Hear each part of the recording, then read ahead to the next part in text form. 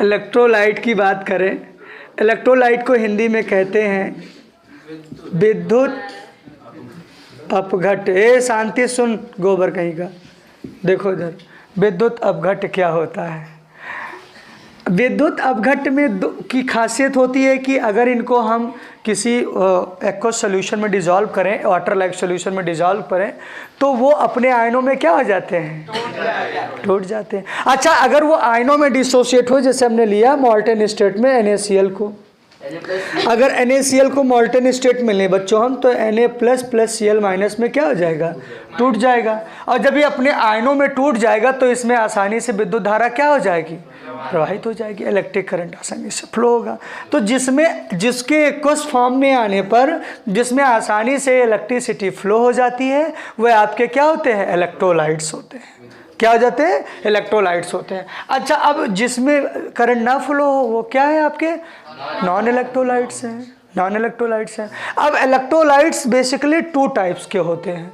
हम non electrolyte जिसमें current नहीं फ्लो हो रहा, जो अपने आयनों में टूट नहीं पा रहे हैं, जिनमें आसानी से करंट नहीं फ्लो हो सकता, इलेक्ट्रिसिटी नहीं फ्लो हो सकती है, उसके जगह उसका कोई डिस्कस नहीं करेंगे। अब हम इलेक्ट्रोलाइट्स के पार्ट पढ़ेंगे। इलेक्ट्रोलाइट्स आज से सुन लीजिए, इलेक्ट्रोलाइट विशेष स्पेशली 2 टाइप से होते हैं। एक होता है स्ट्रॉन्ग इलेक्ट्रोलाइट और एक होता है वीक इलेक्ट्रोलाइट। स्ट्रॉन्ग इलेक्ट्रोलाइट प्यारे बच्चों वह होते हैं जो वाटर में कंप्लीटली फ्लो हो जाते हैं, कंप्लीटली आयोनाइज हो जाते हैं। जैसे एग्जाम्पल के रूप में स्ट्रॉन्ग इलेक्ट्रोलाइट की हम बात करें तो स्ट्रॉन्ग इलेक्ट्रोलाइट में आपका हो गया, जैसे मान लीजिए हमने लिया यहाँ पे हाइड्रोक्लोरिक एसिड। क्या ले लें बेटा, हाइड्रोक्लोरिक एसिड। हाइड्रोक्लोरिक एसिड आपका कैसा एसिड है, इनऑर्गेनिक एसिड है, हिंदी में इसे कहते हैं अकार्बनिक अम्ल है।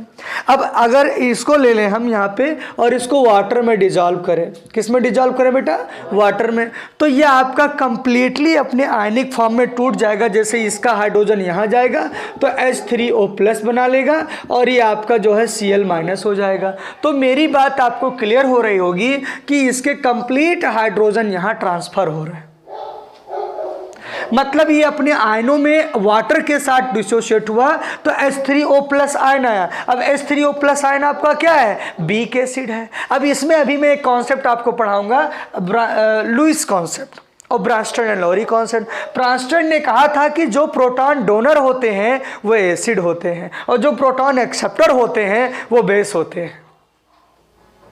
अब जरा समझिएगा लॉजिक, इसमें बहुत मजेदार बात है। तो इसने अपना प्रोटॉन इसे दिया, किसको दिया, H2O को।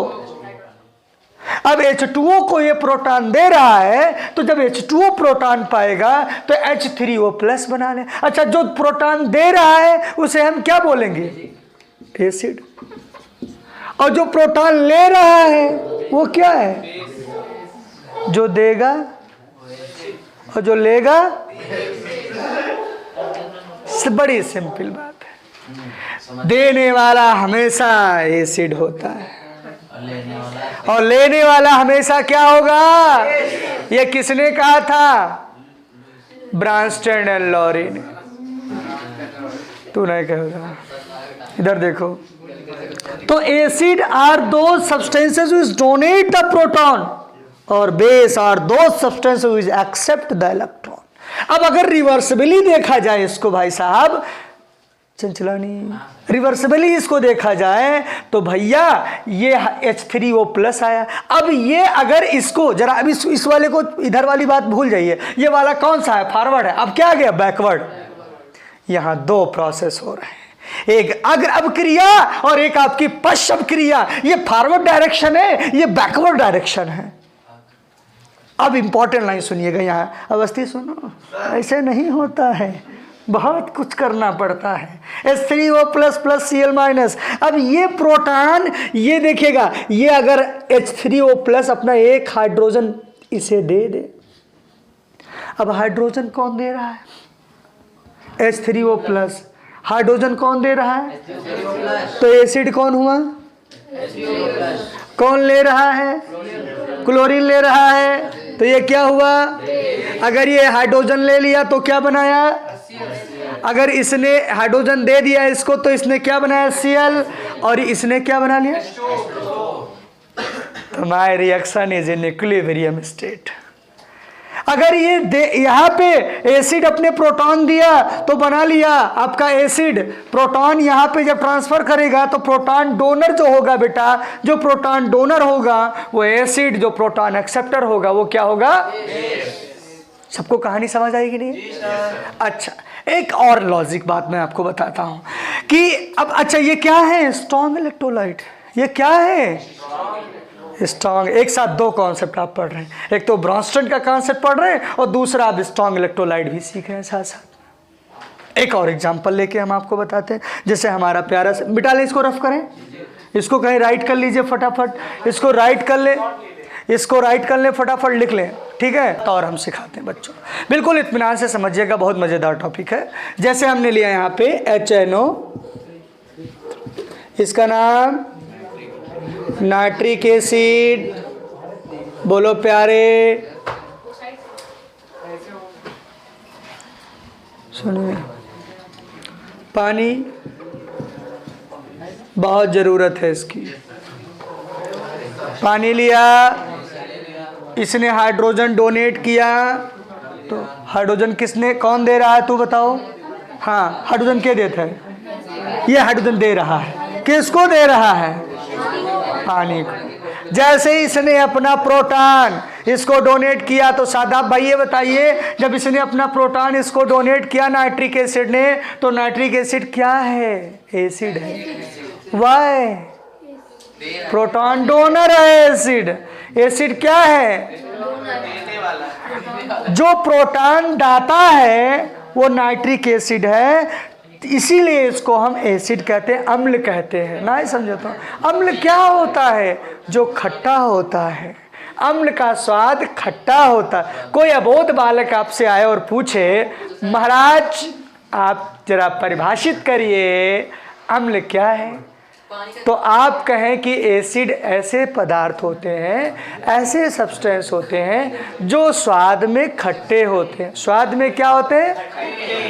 जितनी चीज़ तो का जिंदगी में खट्टी लगी, समझ जाओ कहीं तो एसिड है, कुछ तो गड़बड़ है। अब देखो, इसका हाइड्रोजन यहाँ गया,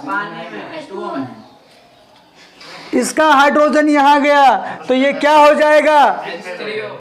H3O+, तो आपका हो जाएगा H3O+, और ये आपका बन जाएगा NO3-। तो सबको समझ आया? अब proton donor is acid and proton base is called, ये आपका बेस, ये आपका प्रोटॉन एक्सेप्टर, ये बेस हो गया। तो ये बेस, और यहाँ कौन है? ये एसिड है, और ये क्या है बेटा? बेस। तो ये सारी लाइन सबको क्लियर हो गई होगी। तो ये आपका स्ट्रॉन्ग इलेक्ट्रोलाइट है, इसको नोट कर ले, उसके बाद में आगे हम बढ़ाएंगे, ठीक है? इतना लिख लीजिए आप लोग। देखिए बच्चों, ध्यान से सुनिएगा, listen to me, no anyone talking, Dubey.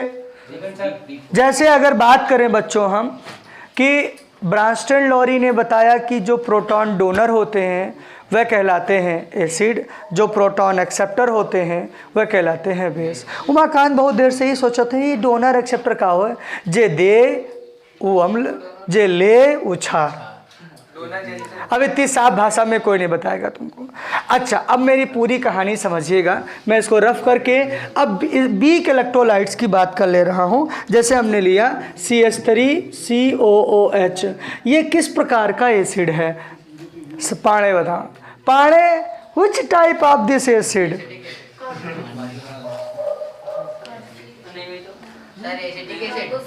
नहीं, इसका नाम नहीं मैं पूछ रहा हूँ, विच टाइप ऑफ एसिड?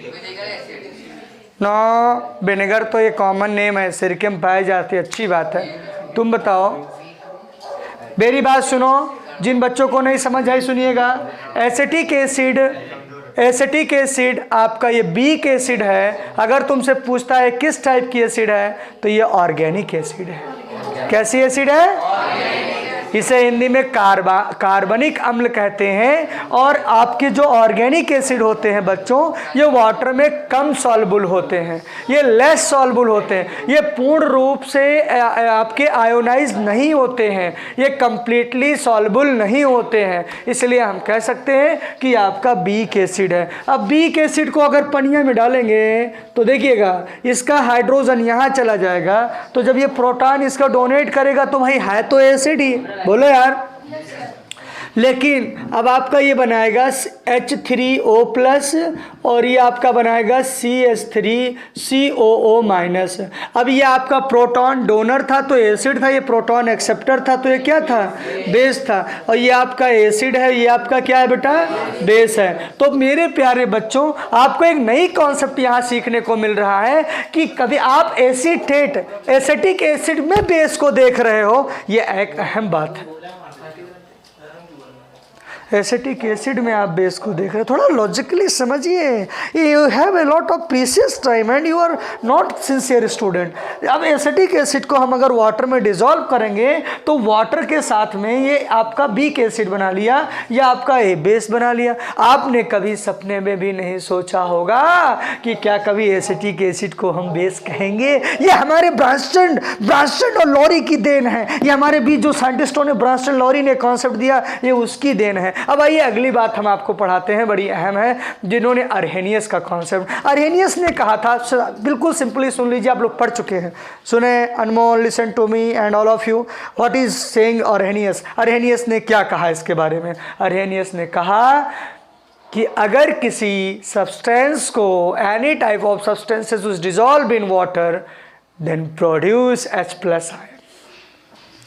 ऐसे पदार्थ जिनको जल में घोला जाए और जल में घोलने पर वो हाइड्रोजन आयन में, प्रोटॉन प्लस आयन में हाइड्रोजन H+ आयनों में टूटते हैं, डिसोसिएट होते हैं, उन्हें हम बोलते हैं अम्ल। और जो OH- आयनों में टूटते हैं उन्हें हम क्या बोलते हैं, बेस या क्षार कहते हैं। समझ आई बात है। तो ये तो आपने हाई स्कूल में पढ़ रखा है। तो अर्हेनियस का कॉन्सेप्ट आपको मालूम है कि जो वाटर में डिजॉल्व करने पे H+ आयन देते हो और वाटर में डिजॉल्व करने पे OH- आयन देते हो, वो सभी क्या है आपके, जो H+ आयन देता है वो एसिड है, जो OH- आयन देता है वो क्या है आपका, बेस है। अब एक इंपॉर्टेंट लाइन आपको और बता दूं, लुईस ने क्या कहा था। लुईस के कॉन्सेप्ट को समझिएगा। हम आपके 2 कॉन्सेप्ट और बता चुके। हम आपको अब तक के topic electrolytes, non electrolytes, weak electrolyte and strong electrolytes, ये 4 बातें हो गई। हम आपको पढ़ा चुके ब्रांस्टन लॉरी कॉन्सेप्ट। अगला हमने पढ़ाया आपको अर्हेनियस का कॉन्सेप्ट। अब हम पढ़ाएंगे आपको लुईस का कॉन्सेप्ट। तो listen to me, Lewis concept कहता क्या है, ध्यान से सुनिएगा। अगर आप लोगों ने राइट कर लिया है तो मैं इसको रफ कर दूं, हो गया डन। चलिए इसको डन। अब आइए सबसे पहले इसको जो है एक लुईस कॉन्सेप्ट को समझिएगा होता क्या है। जैसे देखिए बच्चों, लुईस कॉन्सेप्ट की अगर बात करें तो लुईस कॉन्सेप्ट में साइंटिस्ट लुईस ने इस बात को डिफाइन किया कि acid, how we can identified acid. जैसे मान लीजिए कि ये हमारे पास एक एसिड है, लाइक दिस ए एक आपने सब्सटेंस लिया और this B have a pair of electron. Listen to me how we can सोच द लुईस कॉन्सेप्ट। लुईस ने कहा कि दोज एलिमेंट आर सब्सटेंस, कोई भी पदार्थ हो या कोई तत्व है, कोई भी आपका अणु है, परमाणु है, जो भी है, तो आपका जैसे कोई कंपाउंड लिया या कोई सब्सटेंस लिया, अब उस सब्सटेंस पे इसने बी ने ए को एक पेयर ऑफ इलेक्ट्रॉन डोनेट किया। Are donating a pair of electron, तो जो इलेक्ट्रॉन को डोनेट करेगा, ध्यान से सुनिएगा, बड़ी इंपॉर्टेंट लाइन बता रहा हूं। ए को इलेक्ट्रॉन क्या कर रहा है, डोनेट, और ए क्या कर रहा है, इलेक्ट्रॉन क्या कर रहा है। आप जरा याद करिए कि सोडियम पे जब आपको हमने इलेक्ट्रोलाइट, स्ट्रॉन्ग इलेक्ट्रोलाइट पढ़ाया था तो हमने कहा था कि सोडियम H+ आयन होता है। अगर ये आयनों में डिसोसिएट, शादाब भाई सोडियम की वैलेंसी क्या होती है, मजा आएगा, बोलिए। प्लस है, वेरी गुड। तो यहाँ पे देखिए बी अपने इलेक्ट्रॉन पेयर को क्या कर रहा है, डोनेट कर रहा है। तो जो इलेक्ट्रॉन पेयर को डोनेट करेगा, जो इलेक्ट्रॉन पेयर को डोनेट करेगा उसे बोलते हैं लुईस बेस। क्या कहा जाता है बच्चों, और जो इलेक्ट्रॉन को एक्सेप्ट कर रहा है, जो पेयर ऑफ इलेक्ट्रॉन को एक्सेप्ट कर रहा है उसे क्या बोलेंगे, लुईस एसिड। ये लाइन सबको क्लियर हुई कि नहीं हुई। अब जब ये अपने इलेक्ट्रॉन पेयर को ए को डोनेट करेगा तो ए किससे बना लेगा बॉन्ड, ए किससे बॉन्ड बना लेगा, बी से। तो ये क्या बन जाएगा, प्रोडक्ट। क्या बन जाएगा बच्चों, कहानी नहीं समझ आई बात। लुईस ने कहा था कि अगर कोई एलिमेंट अपने इलेक्ट्रॉन पेयर को डोनेट करता है अदर एलिमेंट को, तो जो इलेक्ट्रॉन डोनर होगा वो बेस होगा, जो इलेक्ट्रॉन एक्सेप्टर होगा वो क्या होगा।